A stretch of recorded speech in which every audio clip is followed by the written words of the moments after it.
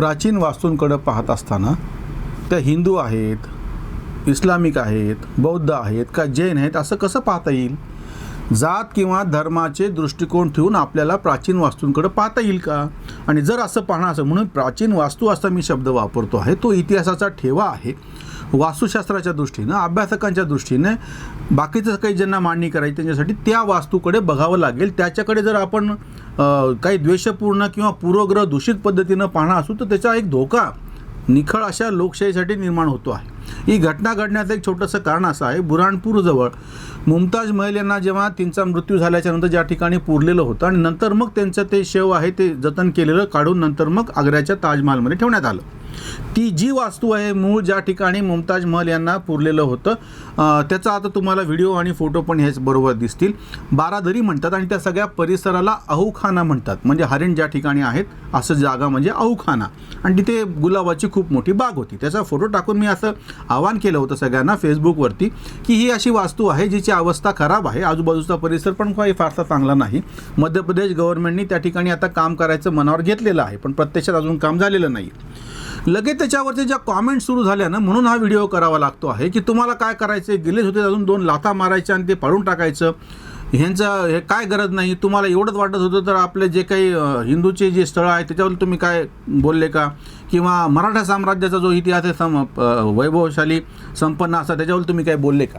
हे जे उचलली जीभ लावली टाळायला अशी जी एक मानसिकता सोशल मीडियावर आली फार घातक होऊन बसलेली आहे. ज्यांना काहीच माहिती नाही, म्हणजे गेले 3 वर्ष आम्ही प्राचीन मंदिरांच्या बाबतीमध्ये काम करतो आहोत, प्राचीन वास्तूंच्या बाबतीत काम करतो. अगदी ह्याच बुऱ्हाणपूरला जायच्या आधी रावेरखेडीला बाजीराव पेशव्यांची समाधी, त्याच्यावरती पण एक स्वतंत्र व्हिडिओ आम्ही अॅनलायझरवरती केलेला आहे. हे नाही काहीच माहीत नाही, म्हणजे फक्त एक काहीतरी मताची पिंग टाकून पिचकारी टाकून द्यायची आपली की बाबा ह्याच म्हणजे आम्हीच लोक, म्हणजे आम्ही नाही सगळेजण या भारतामध्ये असलेल्या ज्या काही मराठेशाहीच्या संपन्नशाली अशा वास्तू आहेत, ठिकाण आहेत, याच्यावरती आम्ही किती जागरूक आहेत आणि हे ऑलरेडी आम्ही काम केलेलं आहे. त्याचे पण व्हिडिओ टाकलेले आहे, त्याच्यावरती पण बोललेलो आहोत. किंवा या ठिकाणी एक घटोत्कच लेणी आहे अजिंठ्याच्या डोंगरांमध्ये. वेरूळ अजिंठा सगळ्यांना माहीत असतं, वेरूळची लेणी माहीत असते, फार तर पितळखोर आता माहीत आहे. पण अजून एक लेणी त्या ठिकाणी आहे, घटोत्कच लेणी.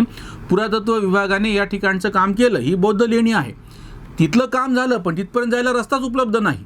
आमचा एक फ्रेंच मित्र जो आपल्या परिसरातल्या या अशा प्राचीन स्थळांच्या बाबतीमधली त्याची तळमळ आहे. म्हणजे बघा इथं भांडणं काय चालू आहेत की तुम्ही त्या मुसलमानी एखाद्या वास्तूबद्दल टाकलं की लगेच तुमचं संताप उफाळून येतो आणि ते पळून टाका म्हणतात तुम्ही. आणि दुसरीकडं एक फ्रेंच आमचा मित्र ज्याचा काहीच संबंध नाही तुमच्या याच्याशी, तो तळमळ करतोय की या ठिकाणच्या सगळ्या वास्तूंचं जतन कसं झालं पाहिजे. ह्या घटोत्कच लेणीला जाण्यासाठी मागच्या वर्षी जेव्हा त्याला घेऊन गेलो त्या ठिकाणी पाणी शेवाळ साठले दगडावरती, तो पडला, त्याचा कॅमेरा पडला, नुकसान झालं. आणि त्याची तळमळ ही आहे की जर ही लेणी चांगली आहे, तुम्ही या लेणीकडे जायला रस्ता आहे, निसर्गसंपन्न ठिकाण आहे, धबधबा आहे, मग तिथपर्यंत जायला रस्ता का नाही ठेवलेला, ह्याच्याबद्दल हे कोणी बोलत नाहीत. म्हणजे समजा त्या लेणीबद्दल जेव्हा मी लिहिलं यापूर्वी की लगेच काही जणांना हिंदुत्ववाद्यांना उफाळून येतं की तुम्ही त्या बौद्धांचं कशाला लिहिता. म्हणजे हिंदुत्वादी लिहिलं की लगे बौद्ध म्हणणार की तुम्ही बामणाळलेलं डोकं आहे. मुसलमानी स्ट्रक्चरबद्दल लिहिलं की परत, म्हणजे ही काय मानसिकता आहे. आमचं म्हणणं आहे सगळ्यात पहिल्यांदा तुम्ही सगळ्या प्राचीन वास्तूंच्या बाबतीतला एकच दृष्टिकोन ठेवा आणि नंतर मग त्याच्यावरचं संशोधन, त्याच्यावरचा अभ्यास, त्याचं कसं पुनर्जीर्णोद्धार करता येईल, परिसर कसा विकसित करता येईल ह्याचा विचार करा. बरं, याच ठिकाणी म्हणजे ह्या बुऱ्हाणपूरच्या जवळ जेव्हा आम्ही मुमताज महलच्या त्या जिथं तिचं आता म्हणजे पूर्वी एका ठिकाणी पुरलेलं होतं त्या जागी अहूखान्याला गेला, त्याच्या आधी रावेरखेडीला जिथे बाजीराव पेशव्यांची समाधी आहे त्याला लागून बाजीराव पेशव्यांचा जुना वाडा आहे. त्या वाड्याचं फक्त एक काय दरवाजाचा भाग फक्त शिल्लक राहिलेला, बाकी सगळे अवशेष ढासळलेले आहे. त्याच्यानंतर त्याच ठिकाणी काशीबाई साहेबांनी जेव्हा थोरले बाजीराव आजारी होते तेव्हा अनुष्ठान केलेलं जे एक मंदिर आहे, शिवमंदिर आहे, ते पण तिथं आहे प्राचीन असं. त्या प्रचंड मोठ्या सुंदर अथांग अशा नर्मदेच्या काठावरती ही 2 स्थळं आहेत. तिथलंही काम अजून तसंच राहिलेलं आहे, झालेलं नाही काही, त्याच्याबद्दल पण लिहिलेलं आहे.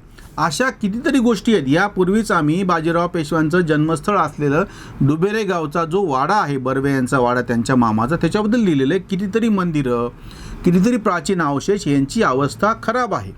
बरं, 2 भाग आहेत. एक तर archaeological survey of India ASI ज्याला म्हणतो आपण, आणि तसंच केंद्र आणि राज्य ह्यांच्याकडं ज्या सगळ्या प्राचीन स्थळांच्या नोंदी आहेत मराठवाड्यातलं जिथलं मी काम करतो आहे तिथे 185 स्थळं आहेत.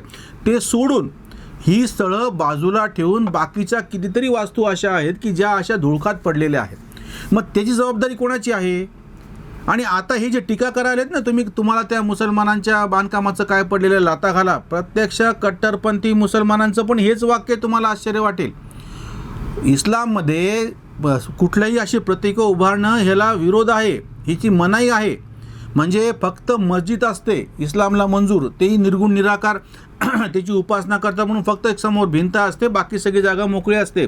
ज्यांना आपण दर्गे म्हणतो ते सगळे दर्गे इस्लामच्या कट्टरपंथीय लोकांना मंजूर नाहीत. मजारी, मकबरे हे ज्या सगळ्या वास्तू आहेत, विशेषतः या परिसरामध्ये बहमनी कालखंडातल्या आम्ही ज्या याच्या ठिकाणी काम करतो आहे, प्रचंड मोठ्या आणि वास्तुशास्त्राच्या दृष्टीनं सुंदर अशा, मी याच्यातला हा वाद बाजूला ठेवतो की ज्या ठिकाणी मंदिरं पाडून मस्जिदी केलेल्या आहेत किंवा ज्या ठिकाणी मंदिरं तोडलेली आहेत त्याच्यावर काय टीका करायची आणि जे काही कोर्टबाजी करायची ती गोष्ट वेगळी. पण या परिसरामध्ये विशेषतः ह्या म्हणजे मध्य भारतामध्ये बहामनी कालखंडातल्या खूप अशा नव्यानं तयार झालेल्या इमारती, काही पाडून वगैरे नाही, म्हणजे अगदी इस्लामिक पद्धतीचं मंदिर जे आता बीडला सापडलेलं आहे, कलिंदेश्वर असं त्याचं नाव आहे, म्हणजे बहामनी स्टाईलचं. आणि उलट हिंदू पद्धतीची मस्जिद परांड्याच्या किल्ल्यामध्ये पण आहे ती मस्जिद, आणि दमडी मस्जिद म्हणून नगरमध्ये पण आहे. यांच्यावरचं काम जर तुम्ही कोरीव बघितलं तर ते हिंदू पद्धतीचं आहे. या सगळ्याकडं हिंदू मुस्लिम पद्धतीनं बघून काहीच होणार नाही.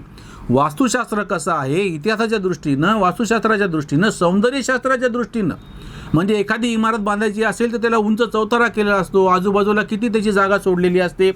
ज्या ठिकाणच्या याच्याबद्दल आता वाद यांनी उपस्थित केला त्याच बुऱ्हाणपूरमध्ये एक प्राचीन उद्ध्वस्त मंदिर आहे, अप्रतिम अशी त्याची जुनी रचना होती, त्याचे सगळे अवशेष ढासळलेले आहेत. ह्याच्याकडे कोणाचं लक्ष जात नाही. हे आम्ही ऑलरेडी लिहिलेलं होतं आधीसुद्धा. पण तुम्ही हिंदू मुस्लिम त्याच्यानंतर बौद्ध हिंदू जैन असं जर करत बसला तर ह्याच्यातून काय निष्पन्न होणार आहे? पहिली गोष्ट म्हणजे सरकारने ज्या वास्तूंना संरक्षित स्मारक म्हणून घोषित केलेलं आहे त्यांना पुरेसा निधी भेटला पाहिजे, यासाठी सगळ्यांनी प्रयत्न केले पाहिजेत. हा कुठल्या एकट्या दुकट्या माणसाचं काम नाही आहे. आणि जेव्हा लोकप्रतिनिधीकडे आपण गेलो आणि जेव्हा ते म्हणतात की अरे वा चांगली गोष्ट आहे, तुम्ही काम करायला याची आमच्याकडे यादी द्या, अरे यादी शासनाकडे उपलब्ध आहे, त्या खात्याने वारंवार तुमच्याकडे पाठपुरावा केलेला आहे, निधीची मागणी केलेली आहे. महाराष्ट्रातल्या प्राचीन मंदिरांच्या बाबतीत सगळ्या मंदिरांचं काम करायचं म्हणलं तरी जेमतेम 150 कोटीची गरज आहे. त्या खात्यांना अहवाल केव्हा दिलेला आहे, पण सरकारने अजूनही त्याच्यावर काही कारवाई केली नाही. ही आजची गोष्ट नाही सांगते मी, हे 20-20, 25-25 वर्षापासून चालू आहे. आत्ताच औरंगाबादमध्येच घडलेलं प्रकरण असं आहे की या पुरातत्व खात्याच्या कार्यालयाच्या समोरच एका मंदिराचे अवशेष पाहून मेधापादे यांनी एक फेसबुक पोस्ट लिहिली, त्याच्यावर लगेच सगळ्यांना वाटलं की याच ठिकाणचं ते मंदिर असेल. वास्तविक हे अवशेष जायकवाडीचं धरण झालं तेव्हा एक बुडालेल्या मंदिराचे उचलून आणलेले, त्याच्यावर नंबरिंग केलं, ते ठेवून दिले.